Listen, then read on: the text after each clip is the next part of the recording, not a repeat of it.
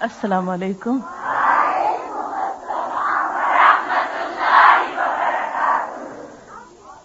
آپ سب کو بہت بہت عید مبارک.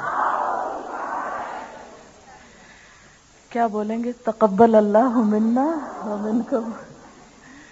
کتنی اچھی دعا ہے یہ، کیونکہ اصل عید تو اسی وقت ہے نا جب جو کچھ کیا وہ قبول ہو جائے انشاءاللہ. تو سورۃ فاتحہ سے شروع کریں. بسم اللہ الرحمن الرحیم. السلام علیکم.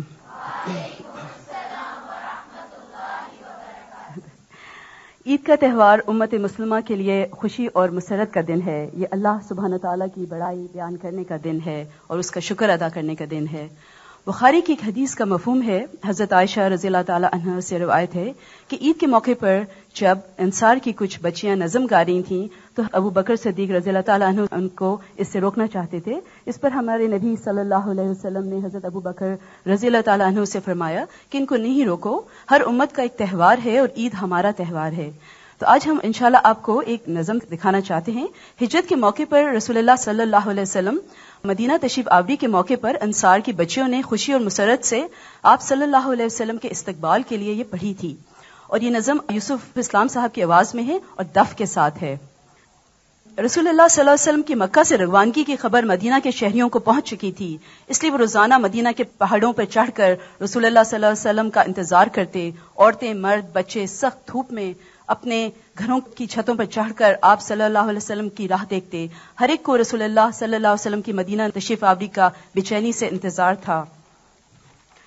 اور جب وہ مبارک اور تاریخی دن آیا کہ آپ صلی اللہ علیہ وسلم مدینہ تشریف لائے تو آپ صلی اللہ علیہ وسلم کو آتا دیکھ کر مدینہ کے گلی کوچوں میں تقدیس و تحمید کے کلمات گونج رہے تھے. انصار کی بچیاں خوشی اور مسرت سے ان اشعار کے نغمے بکھیر رہی تھیں. ان پہاڑوں سے جو ہیں سوئے جنوب، 14ویں کا چاند ہے ہم پر چڑھا. کیا عمدہ دین اور تعلیم ہے، شکر واجب ہے ہمیں اللہ کا. ہے اطاعت فرض تیرے حکم کی، بھیجنے والا ہے تیرا کبریا. تو آئیے دیکھتے ہیں. اوکے، کچھ باتیں کر لیتے ہیں میرے خیال ہے مشینوں سے نکل کر. امید ہے آپ کا رمضان بہت اچھا گزرا ہوگا، کیونکہ قرآن کے ساتھ رمضان اور قرآن کے بغیر میں بہت فرق ہوتا ہے. اب کیا کرنا چاہیے؟ جی میرا رمضان کیسا گزرا؟ الحمدللہ بہت اچھا گزرا، بہت پرسکون تھا. میں ہر روز سوچتی تھی آج کوئی تو مخالفت آئے، کوئی تو اعتراض کرے، کوئی تو کرٹیسزم آئے، کوئی تو کچھ کہے. ہر روز اسی انتظار میں ہوتی، کیونکہ یہاں کراچی میں 3 سال رہ کے عادت ہو گئی ہر روز ایک اعتراض سننے کی، ہر روز مخالفت کی کوئی بات سننے کی، ہر روز کوئی پریشان کن چیز دیکھنے کی. لیکن اس پورے مہینے میں اٹ واز سو پیسفل.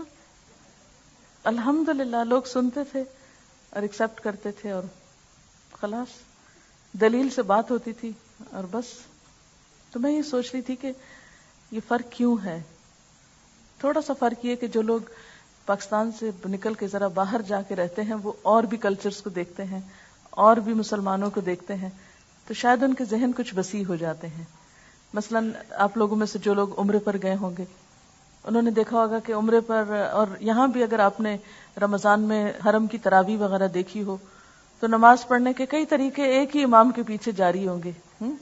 کوئی ہاتھ نیچے چھوڑے ہوئے ہے، کوئی باندھے ہوئے ہے، کوئی اوپر ہے، کوئی نیچے ہے، کوئی اللہ اکبر کہتے ہوئے ہاتھ زیادہ اوپر اٹھا رہا ہے، کوئی نیچے اٹھا رہا ہے، اور سب ایک جگہ پر کھڑے ہیں. پھر اسی طرح افطار کے وقت آپ نے دیکھا ہوگا کوئی عربی بیٹھا ہے، کوئی مصری بیٹھا ہے، کوئی سب ایک جگہ پہ بیٹھے ہیں. تو میں اس کو دیکھ کے یہ سوچتی تھی کہ اگر یہاں ہو سکتا ہے تو ساری دنیا میں ایسا کیوں نہیں ہو سکتا، ہمارے یہاں ایسا کیوں نہیں ہو سکتا کہ ہم سب ایک دوسرے کو قبول کرنے والے اور برداشت کرنے والے اور معاف کرنے والے ہوں. تو میں چاہتی ہوں کہ اسلام کا یہی ایک کلچر جو ڈے 1 سے حضور صلی اللہ علیہ وسلم نے ڈیولپ کیا تھا، کہ جس میں سلمان فارسی بھی ہیں، بلال حبشی بھی ہیں، اور صہیب رومی بھی ہیں، اور مختلف جگہوں سے آئے ہوئے لوگ ہیں، مختلف قبائل سے جو آپس میں خونخوار جنگوں میں مصروف تھے. وہ سب ایک دوسرے کے اوپر اپنی جان مال ہر چیز قربان کرنے والے تھے. یہی تو اسلام کی اصل اسپرٹ ہے، اسی سے دنیا میں امن ہوتا ہے. اور اگر یہ چیز نہ آئے تو سمجھے پھر اسلام صرف نام کا ہے، کیونکہ روح کے بغیر تو کوئی بھی چیز صرف خالی خولی الفاظ اور نعرے ہیں نا، دعوے ہیں. اور حالانکہ وہاں پر جو آڈینس تھے یا کراؤڈ تھا وہ یہاں سے زیادہ مختلف تھا. بہت سے انڈین مسلمز، کچھ بنگلہ دیشی، کچھ سری لنکن، جن لوگوں کو اردو سمجھ میں آتی تھی انہیں سننے کی حد تک، ہر طرح کے لوگ تھے. اور میرے لیے تو ایک طرح سے ہالیڈیز تھی، لیکن یہ ہے کہ الحمدللہ بہت اچھا رہا. یہ صحیح کہہ رہی ہیں کہ ہمارا بس چلے تو وہاں بھی شروع کر دیں، لیکن قانون اجازت نہیں دیتا. قانون بھی سخت ہے اور عدل بھی ہے، اور اس کا مجھے وہاں جا کے ایکسپیرینس ہوا کہ وہاں بھی ہمارے جو چاہنے والے ہیں انہوں نے کچھ کمی نہیں کی ہمارا پیچھا کرنے میں. اگر چاہیں تو میں ہلکا سا ایک تھوڑا سا آپ کو بتا دیتی ہوں جو کچھ ہوا، تاکہ ٹھیک ہے، اگر تھک جائیں تو پھر مجھے بتا دیجیے. ایسا ہے کہ جب ہمارا جانے کا ہوا تو کراچی ایئرپورٹ پہ ہم لوگ سب جمع تھے، جو بھی ہماری ٹیم کے ممبرز تھے.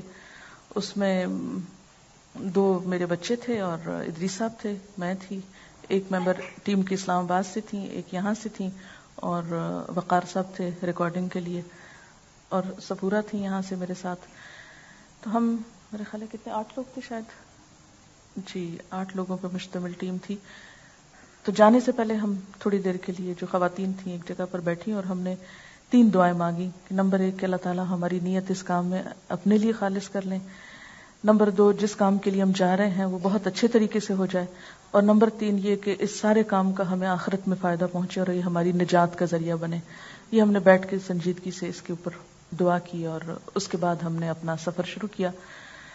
ہمیشہ یہ ہوتا ہے کہ جب سفر کا مرحلہ اور آخرت کی یاد بہت ساتھ ساتھ ہوتی ہے، خاص طور پہ جب سامان تلتا ہے اور ایک ایک پاؤنڈ جو ہے وہ یا کے جی جو ہے وہ تولا جاتا ہے کہ زیادہ ہے یا کم ہے.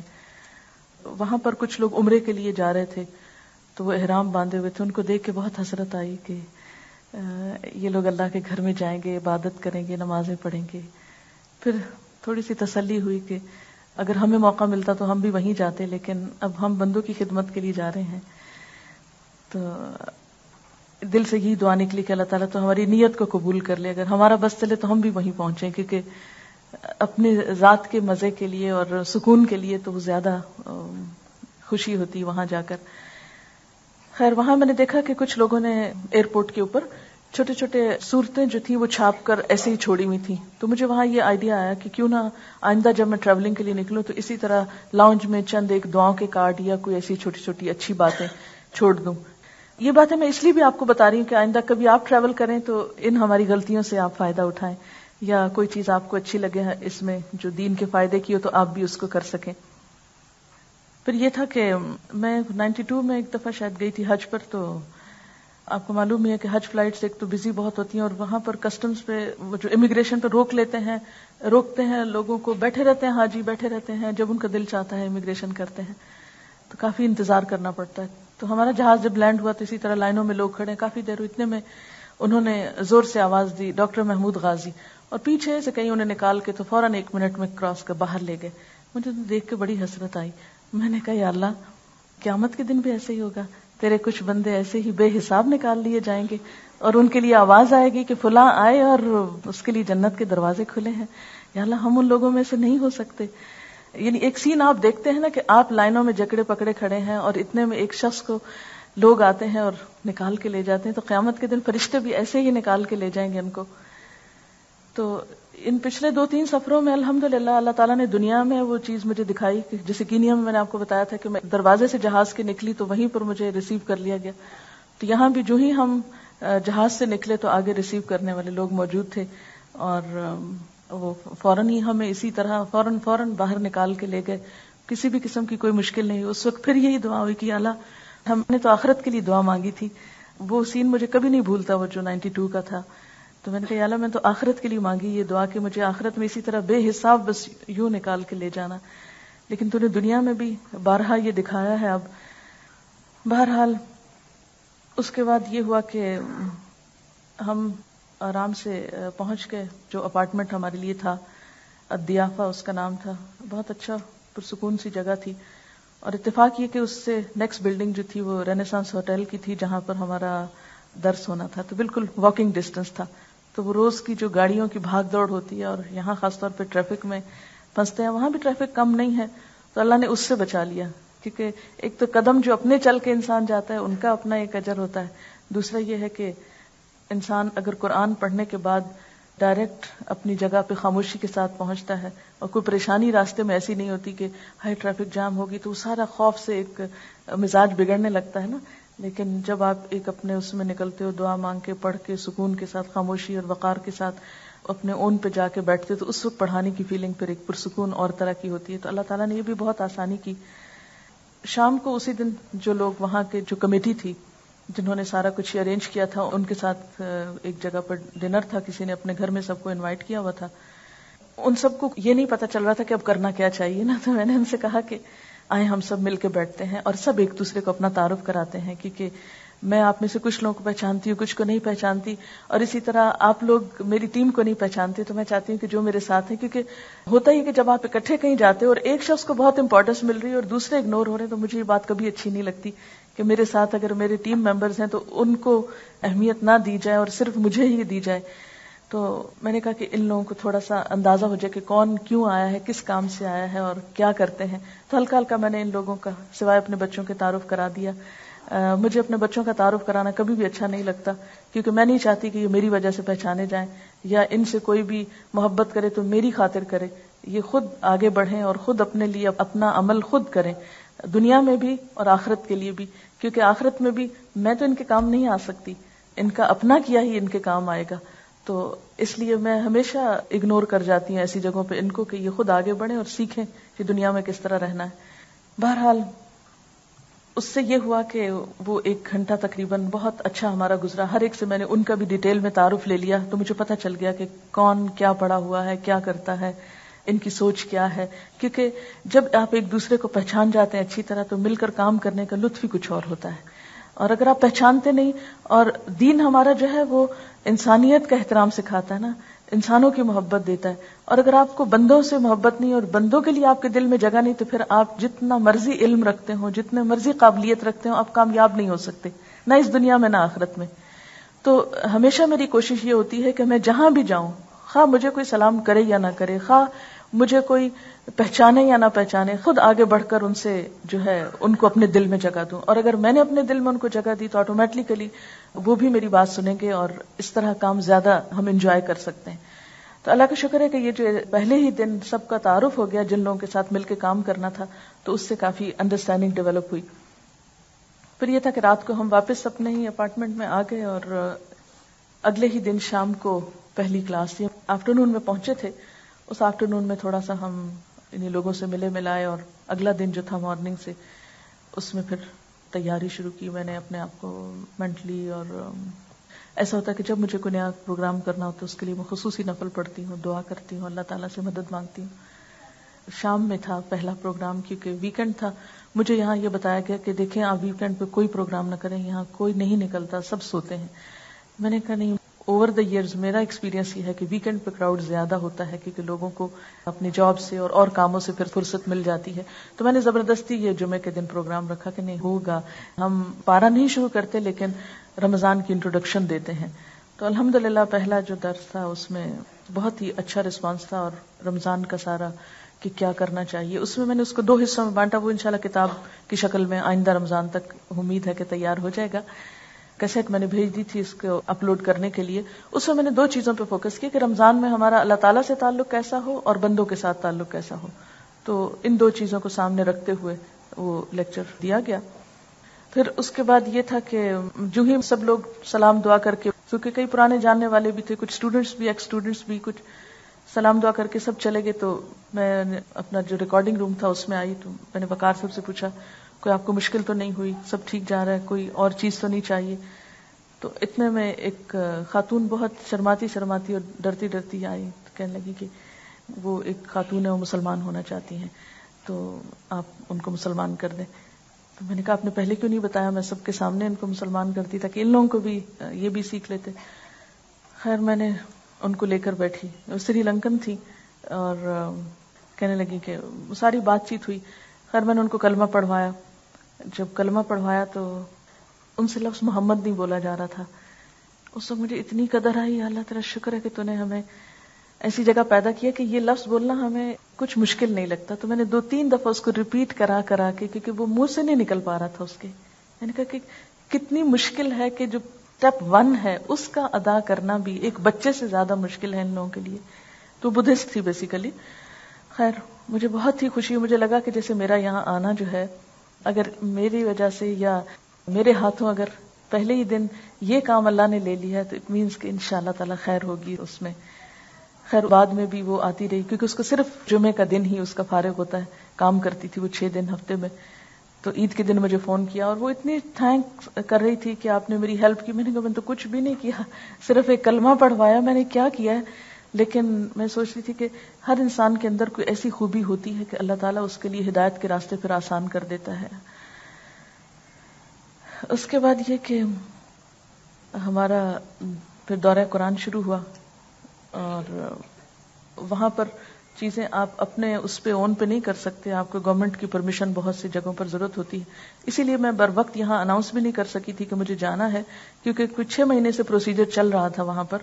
وہاں کی جو ریلیجس منسٹری ہے اس کے ساتھ جو ہماری وہاں کی کمیٹی تھی پاکستانی ویمن کی, کہ پراپرلی اجازت ہو سب, ورنہ یہ ہے کہ کوئی جا کے شکایت کرے تو خواہ میں عین بیچ میں وہ کام خراب ہو. اور ویسے بھی اگر آپ کسی دوسرے ملک میں جاتے ہیں تو ان کے قوانین کا آپ کو احترام کرنا چاہیے, اور لیگل طریقے سے ہی یا جائز طریقے سے کام کرنے چاہیے, چاہے دین کا کام بھی ہو, تو ناجائز طریقہ نہیں کوئی اختیار کرنا چاہیے. پہلا جب درس تھا تو ان کے جو ریپرزینٹیٹیو تھی وہ آئیں اور انہوں نے ویلکم کیا ہماری ٹیم کو اور پروگرام کو, اور چھوٹی سی دعا کی پہلے پارے کے دن. پھر اس کے بعد دوسرے یا تیسرے روزے میں ان سے ملنے کے لیے جوابی وزٹ میں نے کیا ان کو. تو انہوں نے مجھے ایک کاغذوں کا پلندہ پکڑایا, کہنے لگی کہ یہ آپ کی کنٹری سے ہمیں ملا ہے, یہ آپ کے خلاف فتویٰ ہے, اور اس کا انگلش ٹرانسلیشن ہے, اور اخبار کا وہ جو تھا سارا فوٹو کاپی اور اس کی ٹرانسلیشن, اور بیچ میں کچھ لوگوں کے ایڈریسز اور نمبرز اور پتہ نہیں کیا کیا دیے ہوئے تھے کہ اگر آپ ان کی حقیقت جاننا چاہتے ہیں تو اس نمبر پہ کال کر کے ان کے بارے میں معلومات کریں. تو میں جب یہاں ہوتی ہوں تو میں ان چیزوں کو ہنس کے ٹال دیتی ہوں نا, تو وہاں بھی میں خاموش ہو گئی. لیکن ہوا یہ کہ مجھے صرف تھوڑی سی جو سبکی محسوس ہوئی وہ یہ کہ اس نے کہا دس از فرام یور کنٹری. مجھے اس وقت ایسا لگا کہ جیسے ہم کیسے ملک میں رہتے ہیں, آپس میں تو یہاں جو کر لیں, جیسے ہوتا ہے نا ایک گھر میں رہتے ہوئے آپس میں لڑ جھگڑ لیں, لیکن جب آپ کسی دوسرے کے گھر میں جاتے ہیں تو وہاں جا کے اگر آپ کی لڑائی جھگڑے کھولیں تو وہ بھی بے عزتی کی بات ہوتی ہے. تو میری ذات کی بے عزتی کی نہیں, ہمارے ملک کی بھی, اور اوور آل جو کرتے ہیں ان کی بھی, اور سب جب آپس میں اختلاف ہوتے ہیں یا ان کو آپ دوسروں کی طرف لے جاتے ہیں تو سارے ایک ملک کی ریپرزینٹیشن جو ہے وہ خراب ہوتی ہے. خیر میں نے کہا ٹھیک ہے, میں نے اس کو بہت نارمل لیا, کہ میں نے کہا ٹھیک ہے آپ مجھے دے دیجئے, میں دیکھ لیتی ہوں. کہنے بٹ بلیو می, اس نے مجھے اسی وقت اپریشیٹ کرنا شروع کیا کہ میں نے آپ کی کیسٹ سنی, کیونکہ وہاں کے لوگوں کو اردو کافی سمجھ میں بھی آتی. ہم نے جب پروگرام کی شروع میں بات کی تھی تو سارے کیسٹس کے سیٹ وغیرہ دیے تھے کہ آپ سن لیں, جو ایکٹیویٹیز ہوتی وہ, یہاں کی کچھ تصویریں تھیں جو اخباروں میں آتا رہا تھا شروع میں, جو کراچی میں جب میں آئی ہوں, کچھ وہ چیزیں ہم نے پہلے سے دی تھی کہ یہ ہے, ہم آپ اچھی طرح دیکھ لیں اجازت دینے سے پہلے. اور مجھے پتا تھا کیونکہ مجھے کینیا کا تجربہ ہو چکا تھا کہ وہاں پر ایئرپورٹ پہ جو ویزا میرا کینسل کرایا گیا تھا. تو خیر اب ہوا یہ کہ وہ الٹا مجھے تسلی دینے لگی, ڈونٹ وری, بالکل کوئی مسئلہ نہیں, ہم سب دیکھ رہے ہیں, جان رہے ہیں, آپ کو فکر کرنے کی ضرورت نہیں, وی جسٹ اگنور دس. اور اس طرح اس نے سارا معاملہ کیا. اور پھر اس کے بعد ایک لیٹر جو مجھے دیا گیا تھا, کہا کہ ایز لانگ ایز یہ لیٹر اب ایشو آپ کے نام جو ہو چکا ہے, فیل فری, اور کوئی خوف کی ایسی بات نہیں, آپ اپنا کام کریں. تو اس پر الحمدللہ اصل بھروسہ تو اللہ ہی کی ذات پر ہے. لیکن میں یہی سوچ رہی تھی کہ اللہ تعالیٰ آپ ایسی غیب سے مدد کرتے ہیں, کہاں کہاں سے آپ اپنا کام لیتے ہیں. اگر انسانوں کے ہاتھ میں ہو تو شاید جینا دوبر کر دیں. لیکن مجھے اس وقت جو فیلنگ تھی وہ بالکل وہی تھی جو حبشہ کے ملک میں مسلمان گئے تھے اور پیچھے سے قریش کے لوگوں نے بھیج دیے تھے شکایت کرنے والے. اس زمانے میں فیکس نہیں تھا, فون نہیں تھا, تو لوگوں کو بھیجنا پڑتا تھا. تو اس وقت وہ کام دوسری چیزیں کر رہی ہیں. اور اس وقت حضرت جعفر نے جو سورت مریم پڑھی تھی اور پھر جس طرح مسلمانوں کو وہاں پروٹیکشن ملی, تو بالکل مجھے ایسے ہی لگ رہا تھا کہ جیسے اگر اپنے ملک میں پروٹیکشن نہیں دی گئی تو وہاں کے لوگ الٹا پروٹیکٹ کرنے لگ گئے کہ آپ فکر نہیں کریں اور آپ اپنا کام کریں اور کسی بھی چیز کی ضرورت ہو تو آپ بتائیں. تو میں نے کہا اللہ کی شان ہے، جب انسان اللہ کے لیے نکلتا ہے تو اللہ تعالیٰ اس کو خود ہی سنبھال لیتا ہے. بس یہ کہ بھروسہ اللہ کی ذات پر ہی ہونا چاہیے. پھر اس کے بعد یہ ہے کہ رات کو بہت قریب ہی ہمارے ایک مسجد تھی، ان کی قرات بھی ہم جو قاری صاحب وہاں پڑھاتے تھے ان کی لے کر آئے ہیں، ایجپشن ہے بیسیکلی. تو اس مسجد میں جو چیز مجھے نظر آئی وہ اتنی زبردست تھی کہ جس کو میں آئیڈیلائز کرتی تھی کہ مسجد ایسی ہونی چاہیے نا. مسجد کے جو امام صاحب تھے ہر تھوڑی دیر کے بعد، جیسے 2 تراویح کے بعد ایک اچھی سی بات کوئی سناتے، کوئی جوک سناتے. کوئی جوک سے مراد یہ کہ اصلاح کے لیے، کہ صفیں برابر کرنے کے لیے، یا جیسے تھک رہے ہیں لوگ، پہلا روزہ ہے، پہلی تراویح ہے اور اتنا لمبا لمبا قیام، تو اس کو ہلکا کرنے کے لیے بیچ بیچ میں تربیہ کی باتیں، اٹھتے بیٹھتے. بیچ میں ہوا یہ کہ لوگ بہت زیادہ آ گئے اور مائک کا سسٹم میں کچھ خرابی ہو گئی، تار میں کچھ، لیکن ان سب چیزوں کو اتنا نارملی انہوں نے لیا. تو میں نے کہا کہ اس طرح کے ہوتے ہیں نا مسلمان کے.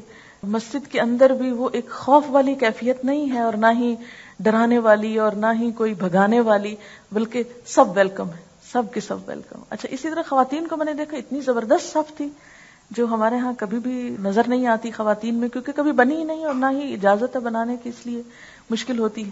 تو وہاں پر پھر یہ ہوا کہ ہر روز وہاں چھوٹے چھوٹے لیفلیٹس اور چھوٹی چھوٹی بکلیٹس جن کے اندر بہت اچھی اوتھینٹک انفارمیشن ہوتی تھی، ہر روز لوگ بانٹتے تھے. ہر روز پانی لا کے بانٹ رہے ہیں، کبھی کچھ دے رہے ہیں، کبھی کچھ کبھی کچھ.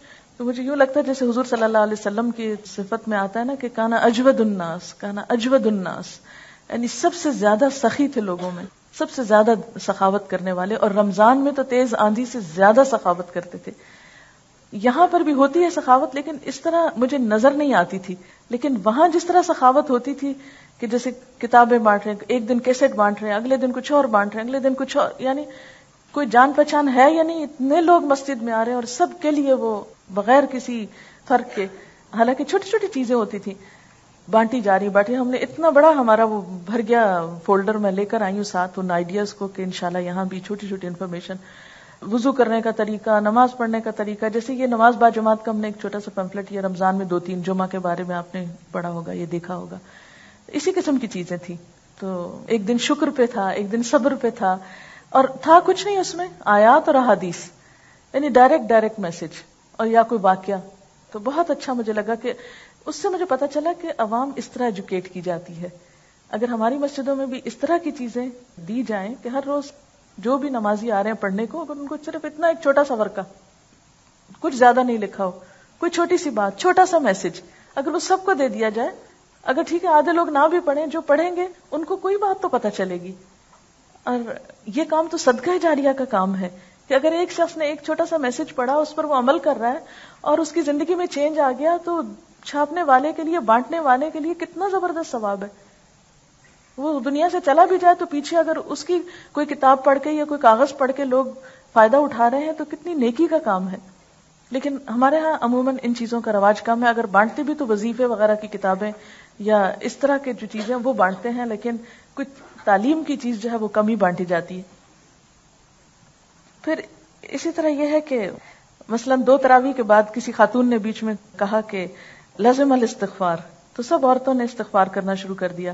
یعنی ایک دوسرے کو جسے کہتے ہیں نا وتواصوا بالحق، اس کی عملی تصویر کبھی نظر نہیں آتی ہمارے ہاں.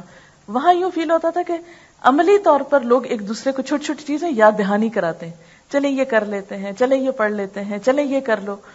اس سے آپ بھولے ہوئے ہوتے ہیں نا، آپ کو فوراً یاد آ جاتا ہے. ہاں، اور کوئی مائنڈ بھی نہیں کرتا تھا. پھر اسی طرح جیسے مثلا میں نے دیکھا کہ ایک خاتون نے کوٹ اس طرح پہنا ہوا تھا، ان کا جو عبایا ہوتا ہے وہ کھسک کے پیچھے ہو گیا، یہاں سے تھوڑی سی گردن نظر آ رہی تھی. تو پیچھے والی نے بہت پیار سے اس کو ہاتھ لگا کے کہا کہ دیکھو یہ اوپر کر لو. میں نے کہا کہ ہمارے ہاں ذرا کسی کو اگر کوئی کہہ دے تو ایک شامت آ جاتی. اس میں یہ تھا کہ مدرز روم اوپر بنا ہوا تھا اور اس میں بچوں والی مائیں جو تھی وہ الگ پڑھتی تھی نماز، اور بچے ادھم مچا رہے ہیں، شور کر رہے ہیں اور پھر ساتھ سن رہے ہیں. تو میں سوچ رہی تھی کہ اگر یہ بچے نہیں مسجد آئیں گے تو ان کو تو مسجد کا نہیں پتہ چلے گا. ماں آئی ہے، بچے کو اٹھا لائی، کچھ سن رہے، اور آہستہ آہستہ میں نے دیکھا کہ مجھے شاید جس نے سورۃ طٰہٰ تھی 16ویں 17ویں روزے میں نے نوٹ کیا کہ وہاں پر جو بچے تھے وہ بھی جیسے عادی نہیں ہو جاتے, وہ یوز ٹو ہو گئے اس پلیس سے, اب وہ گزر رہے ہیں, آ رہے ہیں, جا رہے ہیں, لیکن اس طرح شور ہنگامہ نہیں جیسے ابتدا میں ہوتا ہے.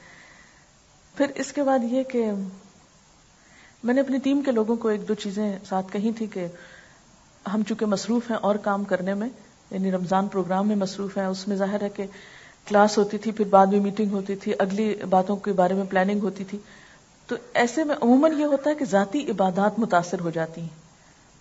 اور یہ آپ سب کو آئندہ کے لیے میں نصیحت کروں گی کہ دین کی خدمت کریں, سوشل ورک کریں, کچھ بھی کریں, لیکن ذاتی عبادت کو متاثر نہ ہونے دیں, کیونکہ اگر آپ کا اللہ تعالیٰ سے تعلق مضبوط نہیں تو آپ آگے وہ انرجی ٹرانسفر نہیں کر سکتے, لوگوں کو نہیں وہ کچھ دے سکتے اگر آپ خود خالی ہیں.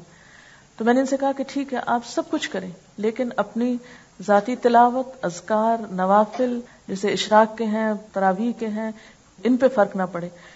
اور میں نے ان سے کہا کہ بیچ بیچ کے وقفوں میں آپ لوگ تلاوت کرتے رہیں اپنا پارا وغیرہ پورا کرنے کے لیے, کیونکہ بعض اوقات ایسا ہوتا ہے نا کہ آپ جم کے بیٹھے ہیں, کام آپ کو پڑھنا ہے, نہیں پڑھ پائے تو پھر آپ کہتے ہیں اچھا چلو رہ گیا کوئی بات نہیں. نہیں, چھوڑنا نہیں, کسی اور وقت میں اپنا ٹارگٹ مقرر کر کے اس کو پورا ضرور کرنا ہے. مثلا اگر آپ کا ٹارگٹ ہے کہ ایک پارا روز کرنا ہے تلاوت کا, ناظرہ پڑھنے کا, تو اس میں یہ ہے کہ اگر کسی وجہ سے اپنے مقرر وقت پہ آپ نہیں پڑھ پائے تو بعد میں کوئی بھی کام کرتے وقت اس کو ساتھ ساتھ پڑھ کے اسے مکمل کر لیں.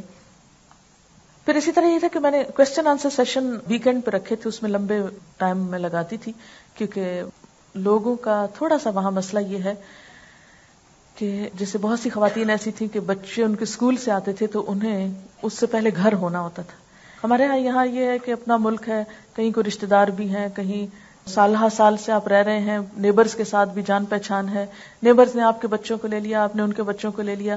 لیکن جو لوگ دوسرے ملک میں جا کے رہتے ہیں, بعض اوقات ان کے اپارٹمنٹس میں کوئی ایک بھی پورے طرح جاننے والا نہیں, بچے ایک منٹ بھی دروازے کے آگے اس طرح ان اٹینڈڈ نہیں چھوڑ سکتے, تو ہمیں ایک سرٹن ٹائم پہ فوراً ختم کرنا ہوتا تھا. اس میں پھر سب لوگ رک نہیں سکتے تھے, لیکن ویکینڈز پہ تھرسڈے اور فرائیڈے کو لوگ رک جایا کرتے تھے. تو اس میں الحمدللہ کافی لمبے ہمارے کوسچن آنسر کے سیشن ہوئے, اور جتنے بھی اختلافی مسائل جن پہ یہاں پر بہت ہنگامہ شروع ہو جاتا ہے, وہاں پر جو کچھ میں یہاں بتاتی ہوں وہی وہاں بتایا. ظاہر ہے کہ دین تو ایک ہے, لیکن لوگ سنتے تھے اور کہتے تھے اچھا ٹھیک ہے, اور ماننے کے موڈ میں ہوتے تھے. یہاں مجھے یوں لگتا ہے بعض اوقات کہ جب آپ کسی کو کچھ بتا رہے ہوتے تو لوگ ماننے کے موڈ میں نہیں ہوتے, انکار کرنے کے موڈ میں ہوتے ہیں. پھر اس کے بعد یہ تھا کہ جب ہمارے 10 پارے ہو گئے تو بیچ میں اوقاف کے کچھ لوگ آئے جو وہاں کے چیئرمین تھے, یا مجھے ان کے عہدے یاد نہیں, ایک ایجپشن تھے اور ایک لوکل تھے. انہوں نے آ کر کچھ اسپیچز وغیرہ دی اور ویلکم کیا ہم سب کو, اور پروگرام کو اپریشیٹ کیا, کیونکہ by the time news papers وغیرہ میں بھی جا رہا تھا اور ان کو فیڈ بیک مل رہی تھی, کیونکہ ہاٹ لائن جو تھی اوقاف کی وہ اتنی زیادہ بزی ہو گئی لوگوں سے انکوائریز وغیرہ کے سلسلے میں, ان کو پتہ چل رہا تھا کہ ہو کیا رہا ہے. اور انہوں نے آ کے پھر کچھ میسیجز دیے. اس میسج کو پھر میں نے بعد میں لوگوں کو اردو میں بتایا, کیونکہ ان کی اسپیچز عربی میں تھی. اور اس میسج میں یہ تھا کہ خواتین کی تقریباً 5000 کے قریب تعداد ہے دبئی کے اندر جو اوقاف سے رجسٹر ہوئی ہیں مسلمان کنورٹ ہونے کے بعد اوور دا ایئرز. اب ان نو مسلم خواتین کے جو مسائل ہیں ان کو حل کرنے کے لیے انہیں والنٹیئرز چاہیے. اس میں 2-3 طرح کی مدد, جیسے مالی مدد بھی, جیسے علمی طور پر بھی مدد دینا. اب مثلا یہ لڑکی جو مسلمان ہوئی اس سے محمد کا لفظ نہیں بولا جا رہا تھا صلی اللہ علیہ وسلم, تو مجھے یہ تھا کہ اب اس کی نماز کا کیا ہوگا, اب کون سکھائے. 6 days وہ کام کرتی ہے, صبح شاید 8 بجے سے 6 بجے تک, یا کچھ کافی لمبے آورز تھے اس کے. شام میں وہ کس کے پاس جائے, کوئی ایسا اسکول مدرسہ اس کے قریب نہیں کہ جس میں جا کر وہ سیکھے, اکیلے وہ سیکھ نہیں سکتی. کام کے دوران ایسا کوئی, ہمارے ہاں تو یہ تھا نا کام میں اتنی گپ شپ ہو رہی ہوتی, تو وہاں اس طرح کا کلچر نہیں ہے, کام وہ خوب لیتے ہیں. اب یہ ہے کہ ویکینڈ پہ اگر کوئی ہو, تو میں نے پھر ایک آئیڈیا دیا لوگوں کو کہ آپ خواتین ایک نیو مسلم خاتون کو اڈاپٹ کر لیں. اگر مثلا ایک خاتون مسلمان ہوئی تو کوئی ایک اس کے ساتھ, جیسے انصار اور مہاجرین میں ایک بھائی چارے کی کیفیت ہے, تو آپ ان کو مہاجرین سمجھیں کہ دین میں نئے ہیں, اور ان میں سے ایک کو آپ لے لیں, ان کے مسائل سنیں, ان کو مورلی انکریج کریں, ان کو نماز سکھا دیں, ان کو چھوٹے چھوٹے مسائل بتا دیں, لیکن ان کو جیسے اپنی فیملی کا ایک حصہ تھوڑا سا بنا لیں. اس سے یہ ہوگا کہ ان کو ایک مورل سپورٹ ہوگی, کیونکہ کچھ خواتین کو جب وہ مسلمان ہو جاتی ہیں تو بہت زیادہ پرابلمز ہوتے ہیں. سب سے بڑی بات تو یہ کہ ظاہر ہے کہ نکاح باقی نہیں رہتا, ایک کافر اور مسلمان کا نکاح نہیں ہوتا. پھر اس گھر میں اگر وہ رہتی ہیں تو کھانے میں حلال حرام جو ہے بہت سی ایسی چیزیں جو مسلمان کو نہیں کھانی چاہیے وہ اگر گھر میں پک رہی ہیں یا استعمال ہو رہی ہیں تو آپ کو وہاں اس میں مسئلہ. پھر اسی طرح کچھ کمیونٹیز کا بہت شدید پریشر ہوتا ہے. مثلا ہندو اگر کوئی مسلمان ہو تو اس کو پوری کمیونٹی کا پریشر بہت زیادہ ہوتا ہے, اور اس پریشر میں کیا ہے کہ وہ ان کو جاب سے فوراً نکلوا دیتے ہیں.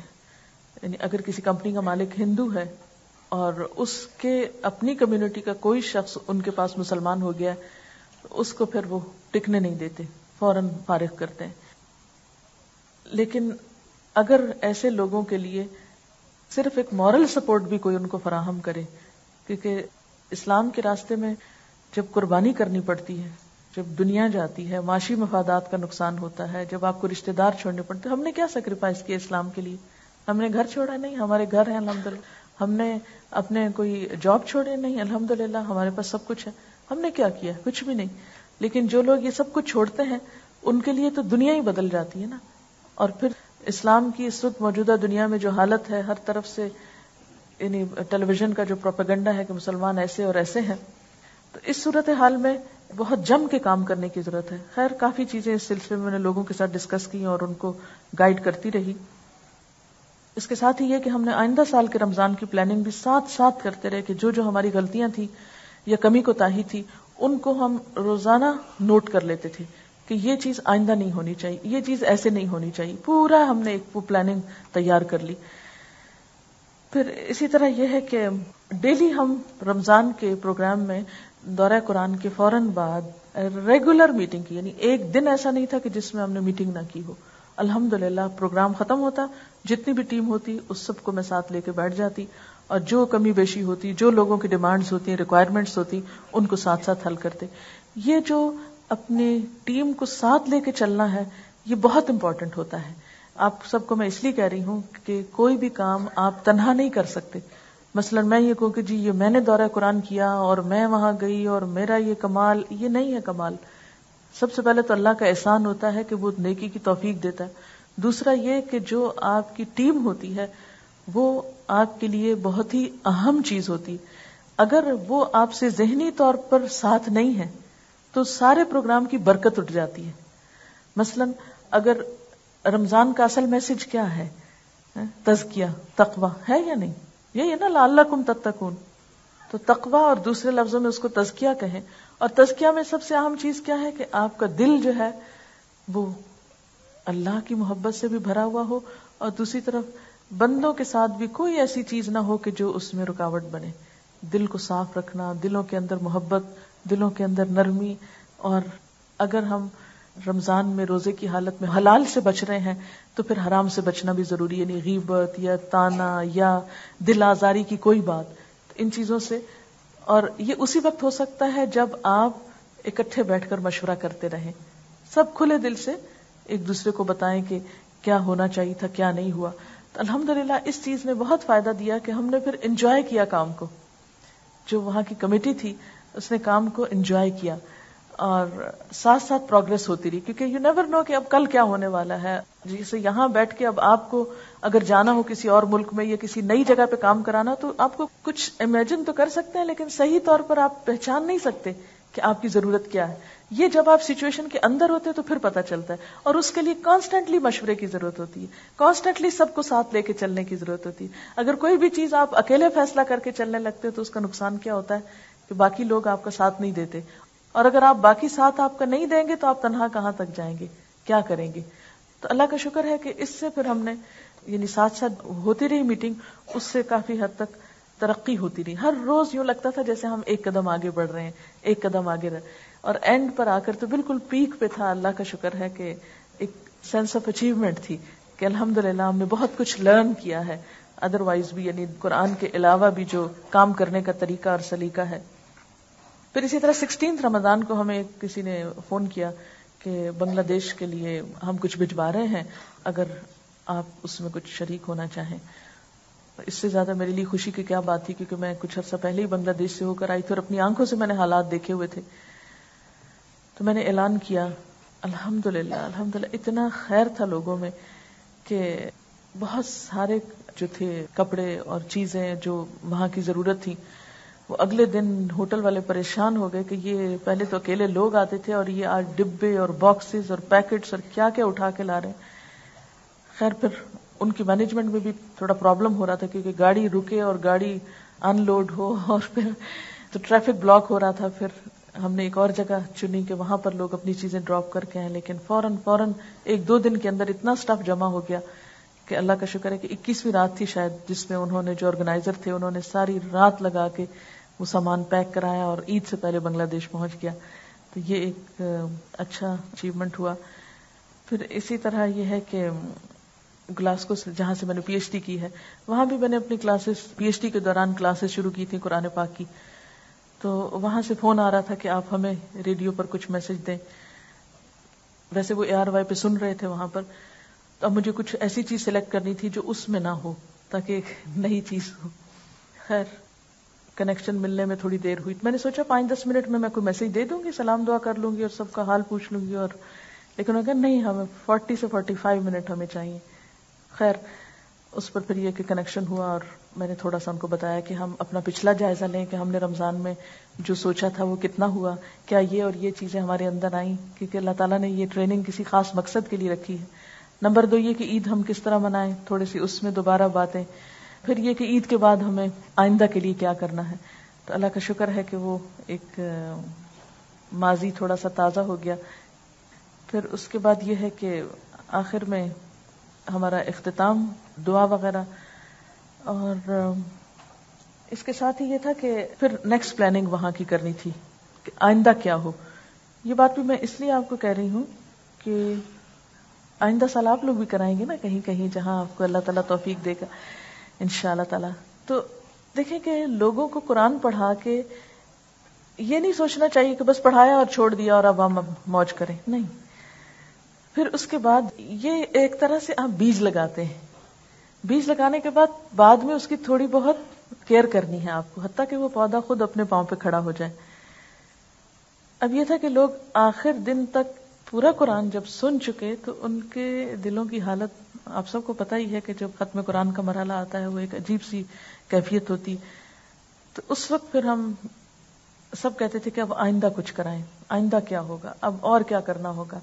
تو 2-3 چیزیں ہوئیں وہ میں آپ کو بتانا چاہتی ہوں کہ آئندہ کے لیے وہاں میں کیا چھوڑ کر آئی ہوں. ذرا سے نظم سن لیتے تاکہ آپ تھوڑے سے فریش ہو جائیں, پھر میں آئندہ کی پلاننگ جو دبئی میں کی ہے وہ آپ کو بتاؤں. کہانی سنو شیخ سعدی کی, تم رہو نہ یوں ہی اب خیالوں میں گم. وہ حکمت کی شمع کو روشن کیے, سرے شام گھر کی طرف چل دیے. وہ گھر کی طرف جا رہے تھے چلے, ہوا سامنا ایک بے دین سے. کھڑا تھا خیالوں میں کھویا ہوا, یکایک مڑا اور گویا ہوا.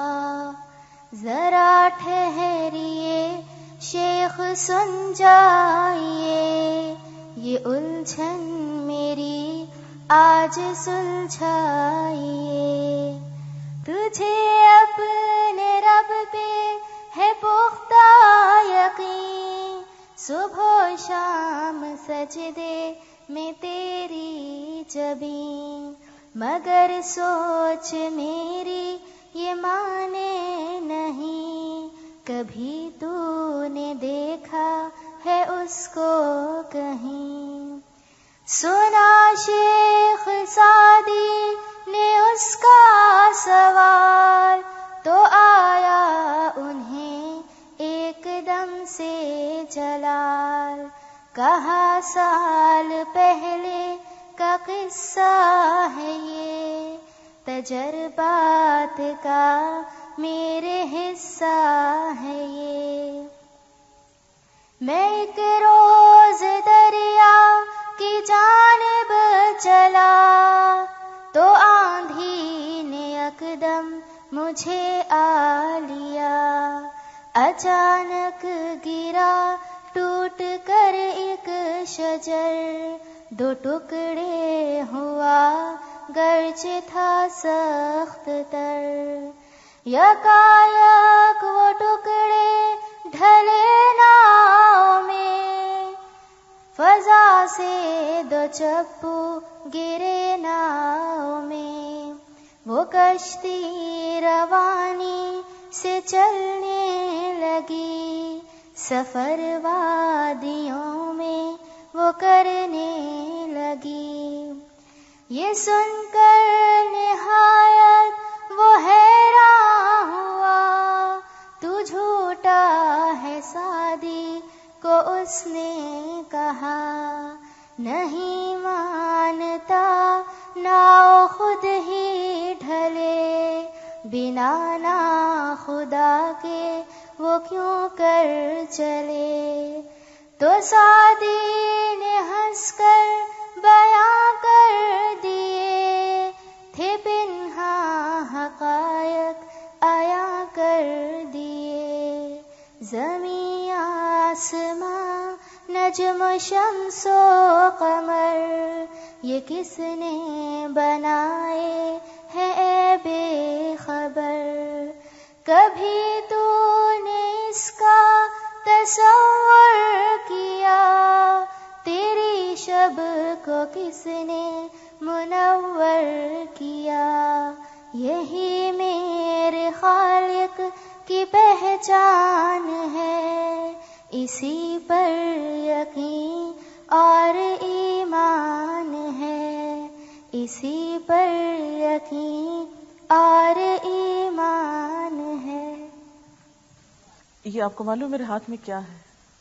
یہ اناؤنسمنٹس کی لسٹ ہے, اناؤنسمنٹ کا پلندہ ہے جو روز میں وہاں کرتی رہی ہوں, اور یہ روزانہ مجھے دے دی جاتی تھی کہ آج یہ اور یہ ہمیں بتانا ہے. جو ہم بعد میں میٹنگ میں بیٹھتے تھے, پھر ہم دیکھتے تھے کہ کلاس کہیں یا جو بھی, اس میں کیا چیز اچھی ہے کیا نہیں. اور ان اناؤنسمنٹس میں یہ بھی ہے مثلاً یہ کہ طاق رات کیسے گزاریں, کیونکہ خواتین کو نہیں پتا. ہم سمجھتے ہیں ہمیں آ گیا ہے کچھ کرنا تو سب کو آ گیا ہے, حالانکہ ایسا نہیں ہوتا. بعض اوقات بہت چھوٹی چھوٹی باتیں ہوتی ہیں جو آپ کو بتانے کی ہوتی ہیں, اور اس میں لوگوں کا بھلا ہو جاتا ہے. تو وہ ساری چیزیں ہم پھر ڈسکس کرتے تھے. پھر ایک ٹیم ممبر جو ہے وہ ان کو لکھ لیتی تھی, پھر اگلے دن وہ میرے ٹیبل پہ لا کے رکھ دیتی, اور میں اس کو آرام سے اناؤنس کر دیتی. اور اتنا اسموتھ کام گیا کہ مجھے حیرت ہوتی تھی کہ یہ چند دنوں کے لیے ہم اکٹھے ہوئے ہیں, لیکن ایک دوسرے کے ساتھ ایک ایسا تعلق ڈیولپ ہو گیا ہے کہ کمیونیکیشن لوگوں کے ساتھ بھی آسان ہو گئی ہے, اور آپس میں بھی. یہ مشورے کا فائدہ ہوتا ہے, اور اکٹھے ٹیم ورک کو اگر صحیح اسپرٹ کے ساتھ کیا جائے تو اس کا فائدہ ہوتا ہے. کیونکہ اگر گاڑی چلانے والے آپس میں جھگڑنا شروع کر دیں, جیسے کہ کئی دفعہ ہوتا ہے نا کہ بس چلاتے چلاتے ڈرائیور لڑنے لگتے ہیں, پھر کیا ہوتا ہے جی, ٹریفک جام ہو جاتی ہے. پیچھے ساری ٹریفک, صرف آپ لیٹ نہیں ہوتے جو اس گاڑی میں بیٹھے تھے, ساری ٹریفک جام ہوتی ہے. تو بالکل اسی طرح اگر کہیں پر بھی آپ کام کریں, چاہے آپ گھر میں کام کر رہے ہیں نا, آپ ہیں آپ کی بھابھی ہیں مثلاً, آپ ہیں آپ کی بہن ہے, قریبی رشتے دار ہے, اگر آپ مل کر نہیں چل رہے, ایک کچھ کہہ رہا ہے, دوسرا کچھ کہہ رہا ہے, تیسرا کچھ کہہ رہا ہے, لوگ بھی اس میں پریشان ہوتے ہیں, اور آپس میں بھی آپ کی جو ہے وہ فیلنگ اچھی نہیں ہوتی, اور پورا اسموتھ کام نہیں ہو پاتا. تو اس لیے اس نقطے کو آپ نے آئندہ کے لیے بہت انشاءاللہ یاد رکھنا ہے. ایسا ہے کہ ایک اور اللہ تعالیٰ نے مدد کی.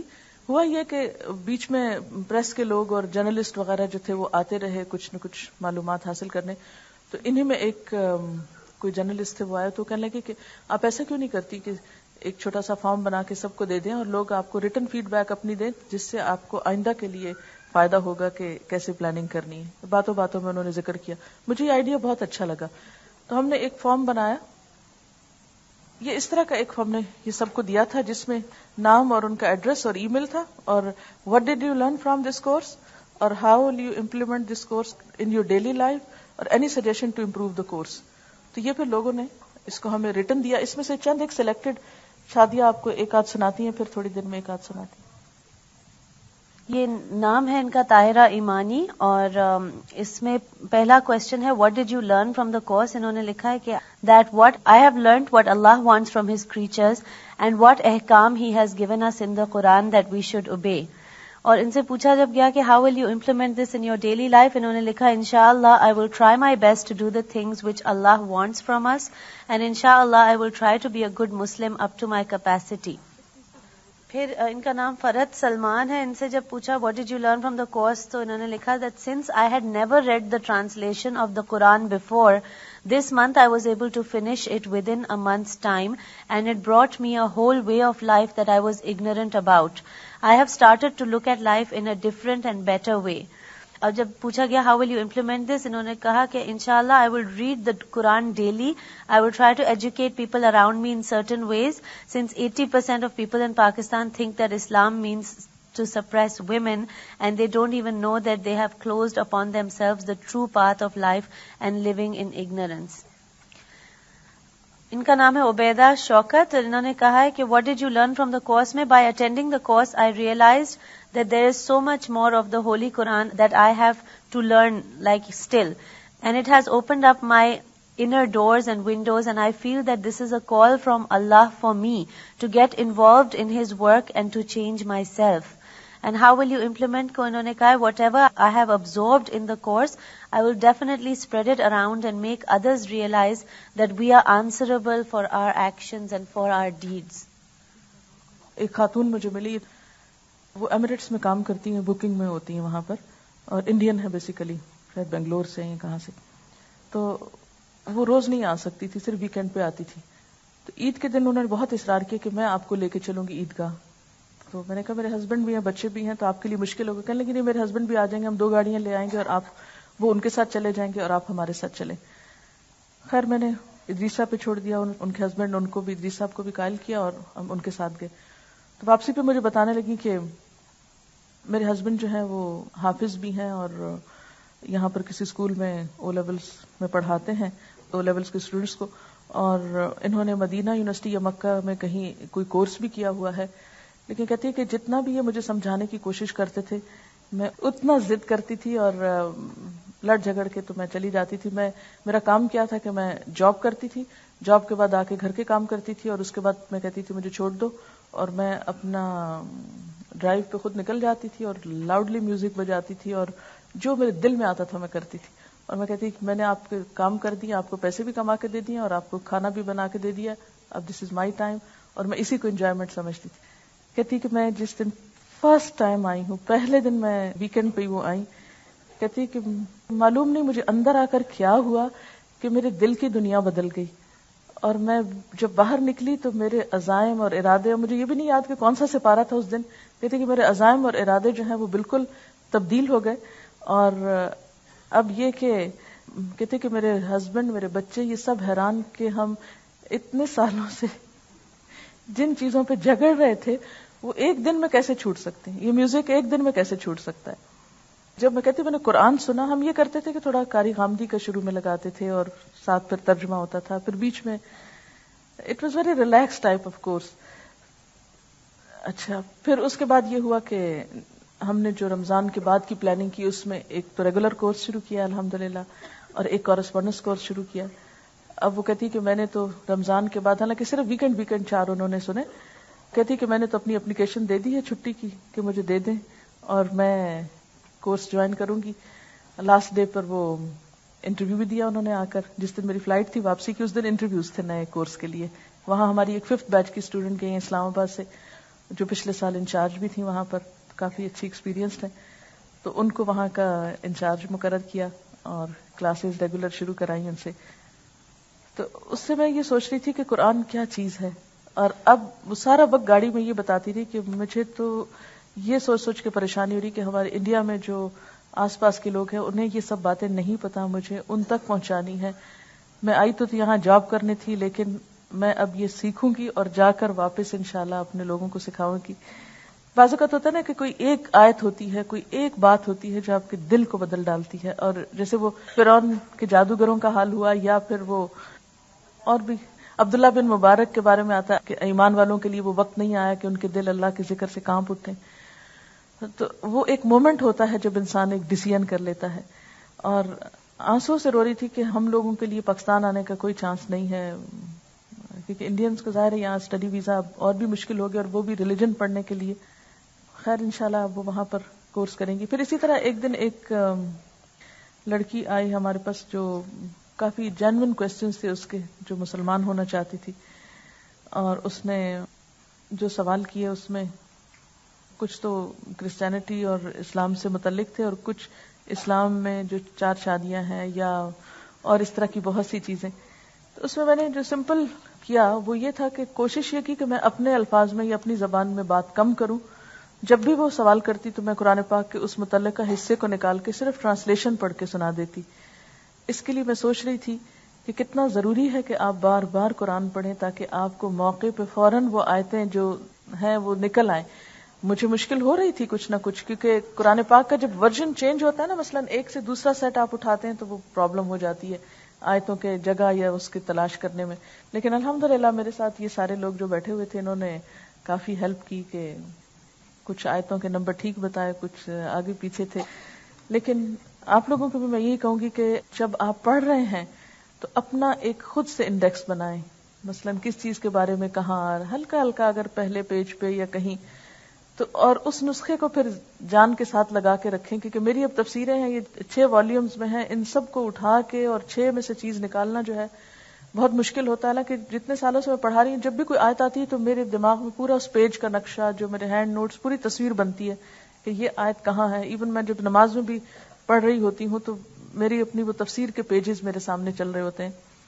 لیکن اب وہ 6 والیوم تو میرے پاس اس وقت نہیں تھے جس میں سے میں نکالتی. تو میری آپ کو نصیحت یہ کہ ایک والیوم کے اوپر اپنے آپ کو کنسنٹریٹ کریں اور اس کو ایسا نسخہ بنائیں. یاد ہوگا میں نے آپ کو کینیا سے واپسی بھی بتایا تھا کہ جو ایک کسی سے میری ملاقات ہوئی تھی تو انہوں نے اپنی بائبل میں سب نشان لگا کے رکھے تھے, جب ہم بات کرتے تھے تو فوراً نکال لیتے تھے. تو اس چیز کی کمی اس دفعہ پھر مجھے محسوس ہوئی کہ جب تک ہم اکوپ نہیں ہے, ہمارے پاس ہتھیار نہیں, ہتھیار سے مراد ہے کہ ہمارا کتابیں اور ہماری وہ جو ضروری چیزیں ہیں نہ کہ وہ دوسرے, تو اس چیز کا ہونا بہت ضروری. چونکہ آپ ابھی پڑھ رہے ہیں اور دیکھ رہے ہیں قرآن کو غور سے, تو جو آیتیں آپ کو انسپائر کریں. بلکہ رمضان میں جب تراویح میں پڑھتی تھی, ہاں ایک اور چیز یہ کہ چونکہ سارا دن میں لوگوں کے بیچ میں ہوتی تھی, تو میں ایک دن جب مسجد گئی تو ہوا یہ کہ میں وہاں کھڑی تھی تو پیچھے سے لوگوں نے مجھے پہچان لیا, پھر وہ سلام دعا شروع ہو گئی, مشکل ہوئی. ایون یہ کہ عید کے دن یہی ہوا, میں جا کر کھڑی ہوں اور کسی نے مجھ سے کہا کہ آپ جو ہمارے ساتھ ہمیں لے کر گئی کہ آپ آگے آ جائیے. تو میں نے کہا کہ نہیں, آگے لوگوں کو پھلانگنا اچھا نہیں لگ رہا. ایسے ہی میں نے کوئی جملہ ہی بولا تو پیچھے سے خاتون نے مجھے پکڑ لیا, آپ ہیں, اچھا چلیے آپ یہاں, اپنی جائے نماز چھوڑی. بہت اس وقت پھر مشکل ہو جاتی ہے کہ انسان ریفیوز کرے تو ایک جھگڑے کی کیفیت ہوتی ہے, اور اگر ایکسپٹ کرے تو دل پریشان ہوتا ہے کہ دوسرے کو بے وجہ میں تکلیف دی.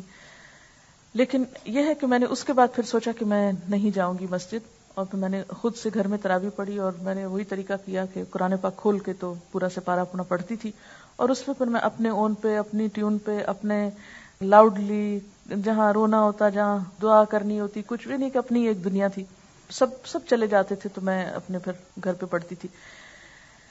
تو اس میں بھی مجھے ہر پارے کے اندر 1-2 آیات ایسی محسوس ہوتی تھی کہ ان کو الگ لکھ کر بہت ہی عام کر دینا چاہیے. اتنا سمپل اور سیدھا سیدھا میسج ہے قرآن کا کہ اگر لوگوں کی نظروں سے یہ باتیں بھی ٹکراتی رہے تو انشاءاللہ تعالی لوگوں کے اندر بہت چینج آئے گا, کیونکہ اللہ کی بات ہے نا, ہر بندے کے نام ہے.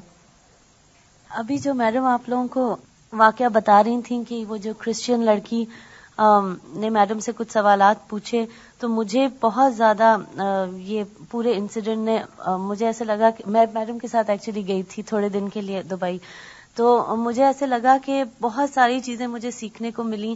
اور ایک تو پہلی دفعہ میں نے لائیو دیکھا تھا کہ کسی نان مسلم کو جو ہے وہ اس طرح تبلیغ جس طرح میڈم نے کی. اور سب سے بڑی بات مجھے جو سیکھنے کو ملی وہ یہ تھی کہ وہ جو سوال پوچھتی تو میڈم نے مولانا مودودی کا جو ریگولر قرآن ہے جس میں ٹرانسلیشن لکھا ہوا ہے اردو کا, تو بس میڈم کے ہاتھ میں وہ تھا نا, اور وہ جو سوال پوچھتی تو میڈم قرآن کھول کے اور اپنی ایک لفظ نہیں بولتی اپنے منہ سے.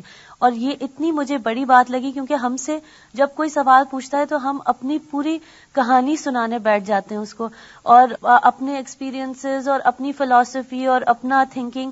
لیکن اتنی مجھے یہ بات افیکٹو لگی کیونکہ اس کو بھی ایسے لگ رہا تھا کہ she is not getting a human beings point of view, because اس کا دل آلریڈی تھوڑا نرم تھا, لیکن وہ اتنے کروشل پوائنٹ پہ تھی کہ اس کو کچھ سوالوں کے جواب اسی وقت چاہیے تھے.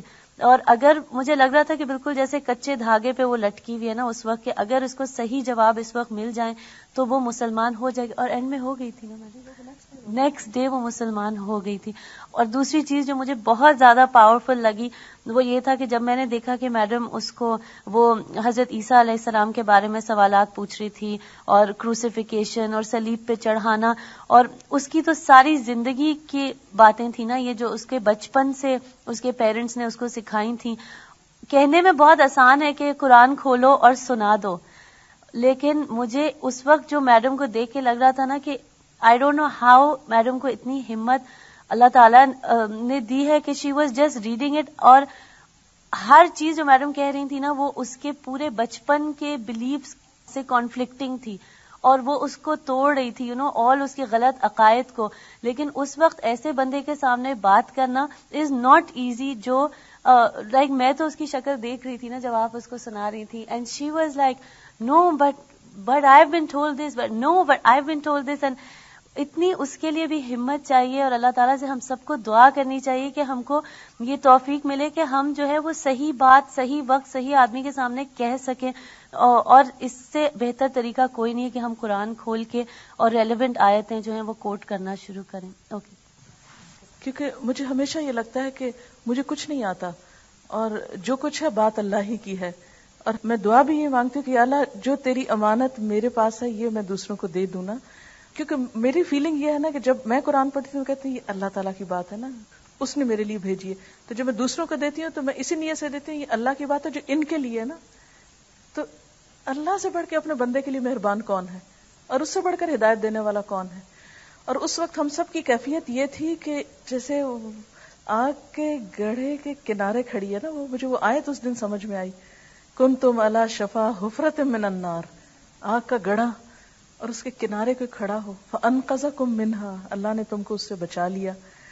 اور جب اب عید پر وہ ملنے آنا چاہتی تھی لیکن میں کچھ مصروف تھی کچھ اور کاموں میں, تو جس دن انٹرویوز تھے اس دن پھر وہ ملنے کے لیے مجھ سے آئی, اور اس نے عبایا اوڑھا ہوا اور اسکارف پہنا ہوا, اور اس کی شکل بدلی ہوئی.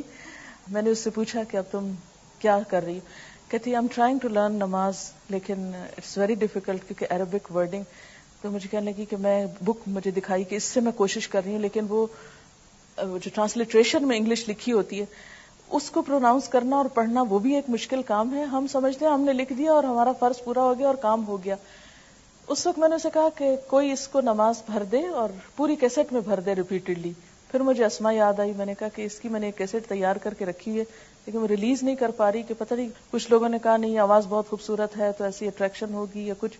کبھی میں اس کے فادر سے پوچھتی ہوں کہ آپ بتائیں, کبھی اس کے دادا سے پوچھتی ہوں, کبھی کسی سے, کیونکہ جب مجھے اپنی کیسٹس کرنی تھی ریلیز تو اس وقت میں نے اپنے فادر سے, اپنے سسر سے, یہ سب عالم لوگ ہیں, ان سے پوچھا تھا کہ آپ ان کو سن کے ڈیسیژن دیں کہ اس میں اللہ کا پیغام جاتا ہے یا کوئی اور خرابی جاتی ہے, تو اگر آپ لوگ اجازت دیں گے تو پھر اس کو آگے. تو الحمدللہ انہوں نے کہا کہ نہیں آپ اس کو ریلیز کریں کیونکہ اس میں قرآن کی بات سمجھ میں آتی. جب میں نے اپنی کیسٹ ریلیز کرنی تو, لیکن اس کی ابھی تک وہ میں نے نہیں کی, بس کچھ لوگوں کو بس بہت پرسنلی دیا ہے کہ سیکھنے کے لیے.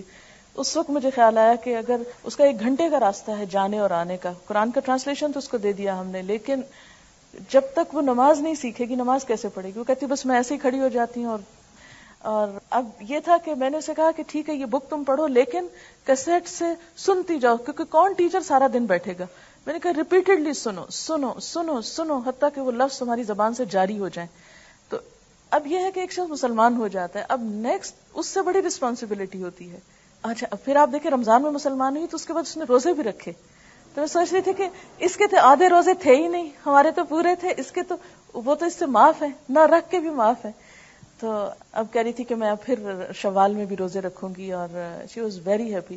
لیکن یہ ہے کہ ایک پوری دنیا ہے یہاں سے. مجھے بعض اوقات یہ ہوتا ہے نا کہ میں اپنا ملک کیوں چھوڑ کر یہاں سے نکلی ہوں, اسلام آباد کیوں چھوڑا, فلانا کیوں چھوڑا, لیکن مجھے اتنی تسلی ہوتی ہے الحمدللہ سب اسٹوڈنٹس لگے ہوئے ہیں دن رات, ایک کی جگہ 4 لگے ہوئے ہیں. اگر میں ہوتی تو ایک کرتی. اتنے سارے لوگ جو ہیں, اور ہر گلی محلے میں کہیں نہ کہیں کوئی کچھ نہ کچھ, ہر یعنی صرف نہیں ہمارے نہیں اور بھی بہت سے لوگ یہاں پر کر رہے ہیں. لیکن انڈیا میں اس چیز کا تصور بھی نہیں ہے. اور آپ کو پتہ ہے انڈین مسلمز کی تعداد پاکستان سے زیادہ ہے. بنگلہ دیش میں کانسیپٹ ہی نہیں ہے کہ یہ قرآن بھی اس طرح پڑھا جاتا ہے.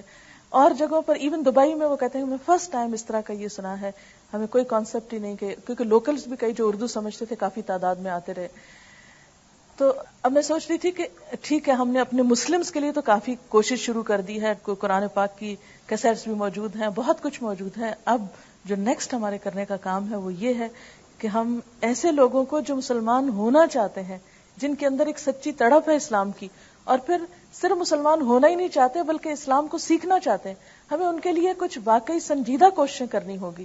کیونکہ سنیتا پہلے دن مسلمان ہوئی, ان کو کہیں میں نے بھیجا کہ جا کر آپ وہاں سیکھ کر آئیں, یعنی وہاں جائیں اور معلوم کریں. وہاں میں نے سنا کہ نیو مسلمز کی کلاسز ہوتی, وہ جو ان کو لے کر گئی انہوں نے کہا کہ وہ تو سارا حج کا بتا رہے تھے, کیسے طواف ہوتا ہے, کیا ہوتا ہے, مینا میں کیسے جاتے ہیں, فلانا فلانا. میں نے کہا اللہ رحم کرے ان لوگوں پہ. ایک شخص ابھی نماز اس نے سیکھی نہیں, کلمہ اس کو پڑھنا نہیں آتا, اس کو حج کی باتیں بتائیں گے, وہ تو لاسٹ ہوگا, وہ کہاں جائے گا, وہ کیا کرے گا. بالکل جیسے جاہل مائیں ہوتی ہیں نا, تو ان کو نہیں پتا ہوتا بچے کو کس بیماری میں کیا کھانا دینا ہے, کیا خوراک دینی ہے, کس موقع پہ کیا دینا ہے. بعض اوقات بچوں کو اتنا بخار ہوتا ہے تو مائیں ان کو اور ریپ کر رہی ہوتی, کہا ہے بخار ہو گیا. تو بالکل مجھے ایسا لگتا ہے کہ ہم لوگوں کا حال جو ہے وہ نیو مسلمز کے ساتھ ایسا ہی ہے کہ ان کو دینا کچھ ہے ہمیں اور ہم دے کچھ اور رہے ہیں, اور اس کا نتیجہ کیا ہوتا ہے کہ سال ہر سال سے بےچارے مسلمان ہو کے بیٹھے ہوتے ہیں, ان کو بیسکس ہی نہیں پتا ہوتے. حالانکہ یہ وہ کام ہے جو ہمارے آرڈنری مسلم کر سکتا ہے. اس کے لیے بڑا اسکالر یا علامہ ہونے کی آپ کو ضرورت نہیں. ایک ایک شخص ایک ایک کو لے لے, ایک ایک لفظ سکھا دے, فون پر سکھا دے, مل کے سکھا دے, اپنے عمل سے سکھا دے. سب سے بڑی تبلیغ تو خود آپ کا اپنا عمل ہے کہ آپ خود ان کو اچھا مسلمان بن کے دکھائیں, پھر دیکھیں وہ کتنی جلدی سیکھتے ہیں. اگر دیکھیں نا, اس کے لیے ہمیں سنت کو فالو کرنا پڑے گا نا.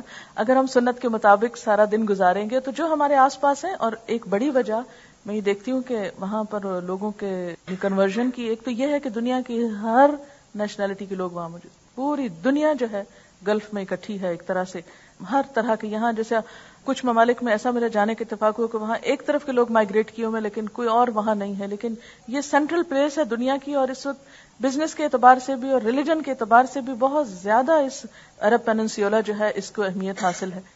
اس میں رشین اسٹیٹ سے اور پتہ نہیں کیسے کیسے نام اور کیسی کیسی شکلیں اور کیسی کیسی لینگویجز, یعنی ایک پورا عجیب ملغوبہ نظر آتا ہے نا. وہ لوگ اپنے کلچر کو اور ان کو دیکھتے ہیں. ٹھیک ہے مسلمان چاہے جتنے بھی گئے گزرے, لیکن ان میں بھی بہت سے ایسے ہیں جو ابھی تک الحمدللہ they are a good example for other Muslims.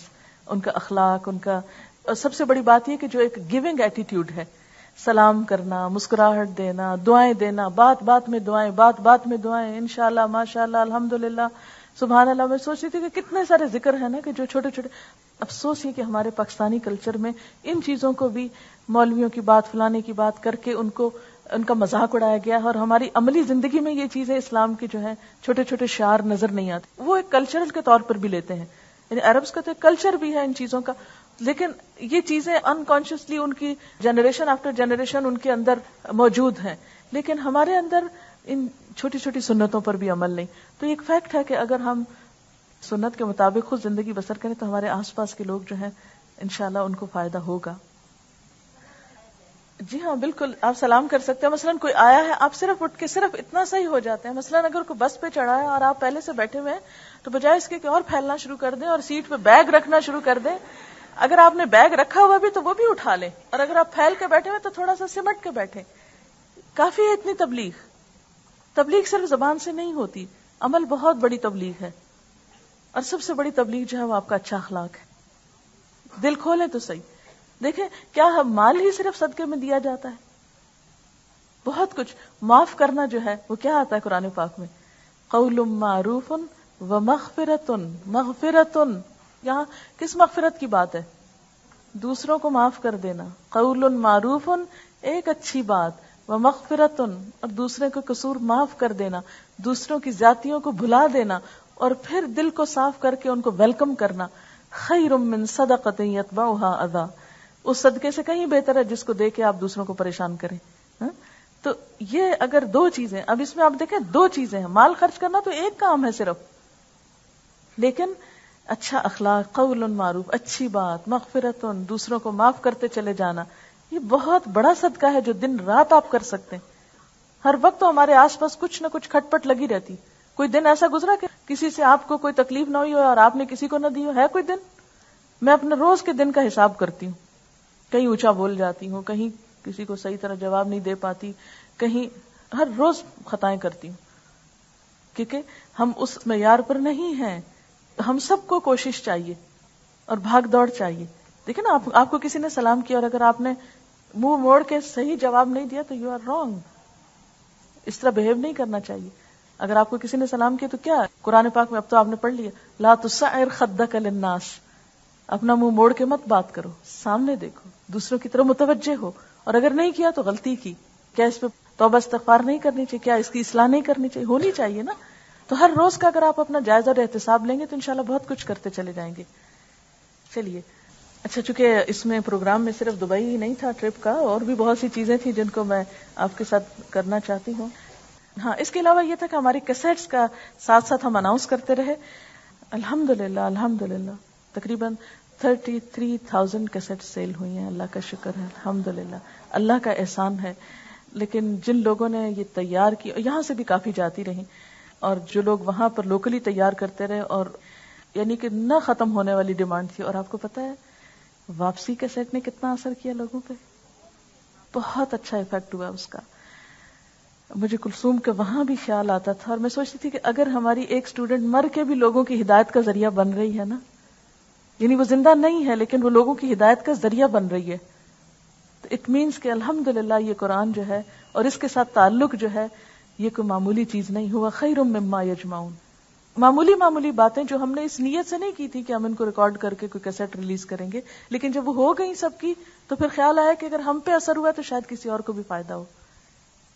اور یہ جن خاتون کی میں بتا رہی ہوں نا کہ جنہوں نے ایک دن میں جا کے کہا کہ میں اب یہ کر رہی ہوں, ہوا یہ کہ وہ پہلے ہی ویک جب آئیں ایک کلاس نے اثر کیا. اس دن اتفاق یہ تھا, میرا خیال ہے کہ میں چھٹا یا ایسے کچھ پارا پڑھا رہی تھی, وہ ویکنڈ پہلا ہی آیا تھا تو اس میں وہ آیت آئی, تو بس وہ آیت آئی تو میں نے اسی میں کہا کہ ہماری ایک اسٹوڈنٹ اس طرح فوت ہوئی تھی تو ان کے نام پہ یہ کیسٹ موجود ہے, تو اگر آپ سننا چاہیں. وہ اتفاق سے اس دن وہ کیسٹ گھر خرید کے لے گئی. وہ کہتے ہیں کہ جا کے میں نے لگائی, میں نے اور بچوں نے سنی, ہم سب کو اتنی شرمندگی ہوئی کہ ہم نے اتنا وقت ضائع کر دیا, اتنی زندگی ضائع کر دی, اور اس بچی نے 19 سال میں اتنے کام کر لیے. یہ کچھ کرتی تھی, ہم کیوں نہیں کہا, ہم بھی کر سکتے ہیں. کیونکہ ایک لیونگ پریکٹیکل ایگزامپل جب آپ کو ملتی ہے تو بعض اوقات کسی کی چھوٹی چھوٹی جو بات ہے وہ عمل کے لیے دلوں میں اتر جاتی ہے نا. دیکھیں علم کی کوئی حد نہیں ہے, کہ ہے کوئی نہیں ہے نا, اور عمل کی کمی کی کوئی حد نہیں ہے. اس لیے میں نے اس رمضان میں جو, آپ یقین مانیں کہ میں جب دورہ قرآن کرا رہی تھی, میں نے انشاءاللہ جب ریلیز ہوگا تو سننے کا موقع ملے, میں نے اس دفعہ بہت تھوڑی باتیں کی ہیں, اس میں بہت کم باتیں کی ہیں. زیادہ میرا فوکس عربی آیات کے پڑھنے پہ اور ترجمے پہ اور چھوٹی چھوٹی بات کرنے پہ تھا. کیوں ایسا کیوں تھا؟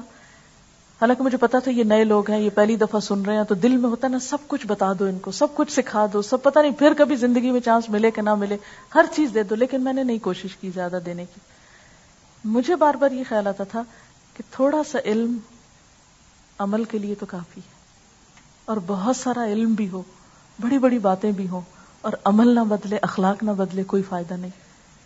پتہ نہیں کیوں اس میں اتنی ریلیکس تھی دورہ قرآن کراتے ہوئے, کیونکہ پہلے میں ریلیکس اتنی نہیں ہوتی تھی. پہلے مجھے یہ ہوتا تھا کہ میں بس کچھ الٹا دوں نا, سارا کچھ کرا کے آج ہی پورا کر دوں. لیکن اب مجھے لگتا ہے ساتھ ساتھ اللہ تعالیٰ ذہن اور سوچ بدلتا ہے, دعائیں بھی انسان مانگتا رہتا ہے. اب مجھے یہ میرا فکر ہوتا ہے کہ عمل کی ایسی بات اللہ تعالیٰ زبان سے نکلوائے کہ جو ان لوگوں کی عملی زندگی میں تبدیلی لائے. میرا موسٹلی میری کنسنٹریشن اس چیز پر ہوتی ہے, کیونکہ جس کا دل بدل گیا نا, اور جس کی سوچ بدل گئی, وہ آگے سیکھے گا, وہ آگے جائے گا, پھر وہ قرآن سے رابطہ چھوڑے گا نہیں, اور الحمدللہ پھر وہ چل پڑے گا اس راستے پہ. لیکن اگر میں نے دورہ قرآن میں علم پہ زیادہ میں آ گئی, عمل کی بات کم کی, تو نتیجہ کیا نکلے گا؟ یہاں تو یہ سن کے کہیں کہ ہاں بس پڑھ لیا نا, ایک دفعہ سن لیا, سب پتہ چل گیا, بس کافی ہو گیا ایک دفعہ. نہیں, اس حال میں چھوڑو کہ اگلے کی طرف باقی رہے. کیونکہ آخری دن بھی سب جب مل رہے تھے تو یہ کہہ رہے تھے ہمارا دل نہیں بھرا. میں نے کہا الحمدللہ نہیں بھرا. اگر دل بھر جاتا تو فائدہ نہ ہوتا, کیونکہ میری بھی نیت یہی تھی کہ ادھورا چھوڑ کر آؤں تاکہ آئندہ کے لیے سیکھنے کے لیے تڑپ باقی رہے.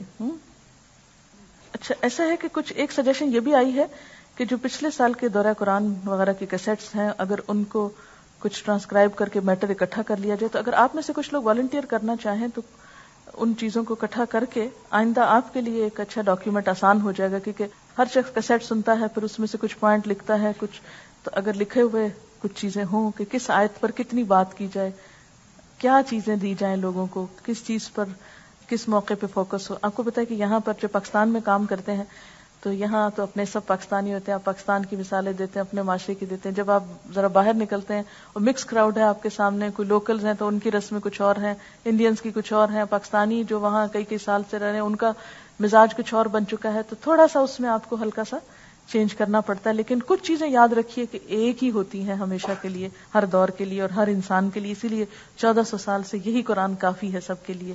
تو اگر قرآن اٹ سیلف آپ زیادہ اس کو دیں گے تو انشاءاللہ وہ زیادہ پھر افیکٹو بھی ہو جائے گا. یہ کہ الحمدللہ کراچی میں بھی کافی دورہ قرآن کے کافی کام, لیکن اس کے ساتھ جو سوشل ورک ہوا ہے, یہ کل مجھے رپورٹ دی گئی تو میرا دل چاہا کہ آپ کو بھی نہیں پتا ہوگا کہ کیا ہوا ہے, آپ کو بھی پتا چل جائے تاکہ آپ کو کام کرنے کے آئیڈیاز آئیں.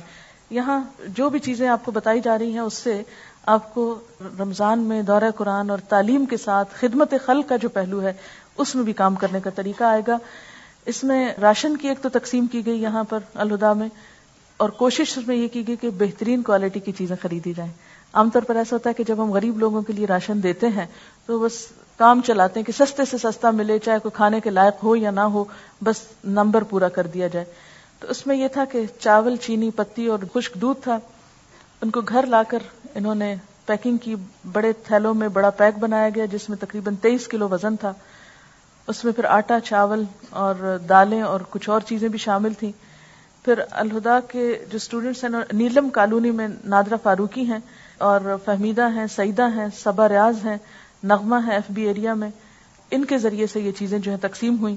اور اس کے لیے ایک دکان لے لی گئی تھی جس میں سامان رکھا گیا, اور مخصوص اوقات میں نادرہ, مہر مختار اور صوفیہ فرحت جو تھے یہ وہ اس دکان میں بیٹھ جاتے تھے اور لوگوں کو ٹائم اور وقت بتا دیا گیا, لوگوں نے وہاں آ کر وہ چیزیں جو ہیں وہ کلیکٹ کر لیں. یہ کتنا اچھا, جس نے بھی یہ سجیشن دیا, یہ بہت ہی اچھی چیز ہے کہ آپ اس دکان پر موجود ہوں اور جو نیڈی پیپل ہیں آئیں اور ان کی ضرورت کی چیز ان کو وہاں سے دلوا دی جائے, بجائے اس کے کہ وہاں سے اٹھا کے خرید کے گھر لائیں, گھر سے پھر ان کو پہنچائیں اور وہ گھر لے جائیں, تو ایک ہی جگہ پر سارا تردد ختم ہو جائے.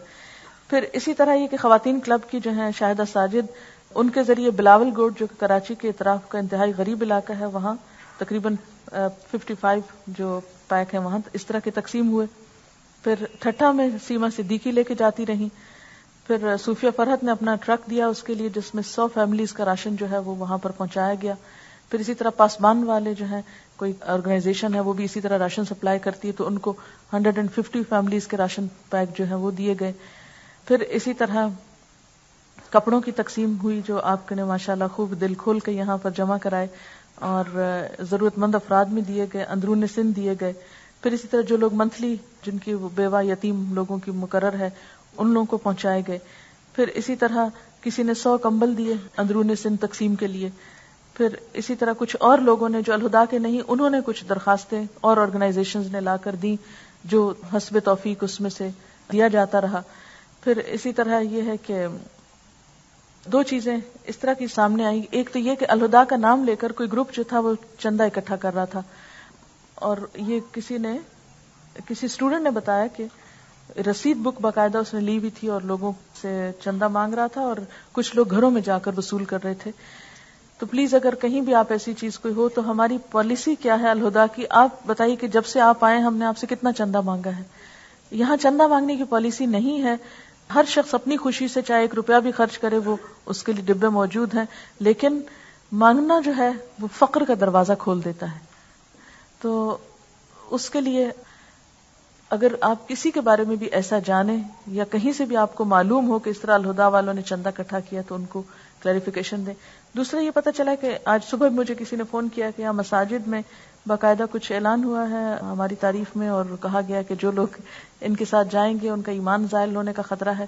تو ایسی باتیں آپ جب کبھی سنیں تو اللہ تعالیٰ سے دعا کیا کریں کہ اللہ تعالیٰ ہمیں ایمان کی سلامتی دے اور ہم سے وہ کام لے کہ جو اس کو راضی کر دے, اور کبھی بھی ان باتوں پہ پریشان نہ ہو. اعلان ہونے سے کچھ نہیں ہوتا, اس لیے کہ آپ کا عمل سب سے بڑا جواب ہے اس کا, اور زبانی باتیں کر کے بھی جواب دینے کی کوئی اتنا فائدہ نہیں ہوتا. جب بھی کبھی اعتراض آئے، تنقید آئے، تو صبر و حوصلے سے اس کو لے کے اللہ سے دعا مانگے، وَاسْتَعِینُوا بِالصَّبْرِ وَالصَّلَاةِ، اور اس کے ساتھ ہی کہ اپنے عمل میں اگر کوئی کمی کوتاہی ہے تو اس کی اصلاح کر لیں۔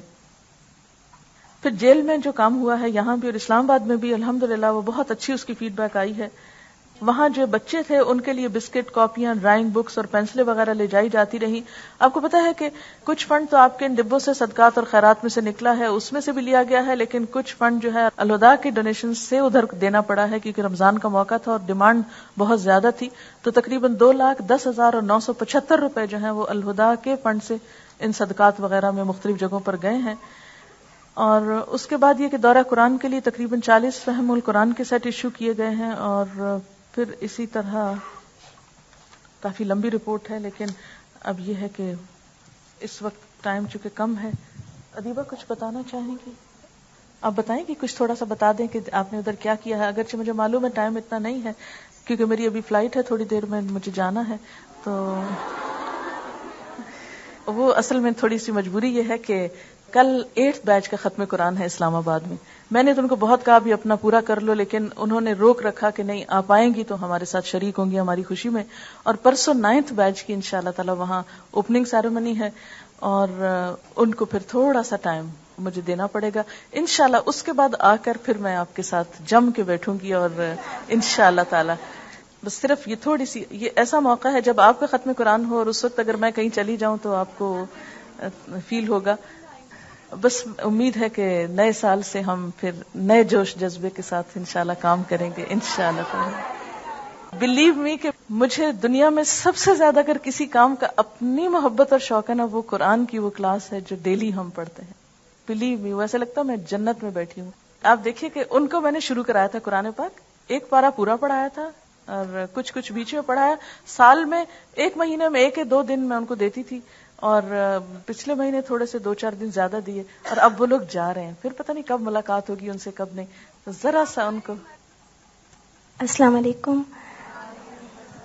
رمضان مبارک میں دورہ قرآن جیل میں بھی لیڈیز جیل میں سٹارٹ کیا ہے، اور اس کے لیے چونکہ ہر سال وہاں دورہ قرآن ہوتا تھا، رضیہ باجی وہاں کرواتی تھی، اس لیے ہم لوگوں نے کیسٹ کلاسز سٹارٹ کی، اور میڈم کا 1 پارہ صبح لگایا 7 بجے اور 1.5 پارہ ڈیلی لگا، اور الحمدللہ وہ ایک کام ہوا وہاں پر پوری ٹیم نے کیا۔ اور آفٹرنون میں وہاں پر ایک میڈم کا کوئی سا بھی کیسٹ، صبر پر، غیبت ہے، دعا، کوئی بھی چینج کر کے وہ لگتا رہا، اور پھر نیکسٹ ڈے اس کو جا کر پوچھا کہ کیا سنا، آپ لوگوں نے کیا پوائنٹس لکھے۔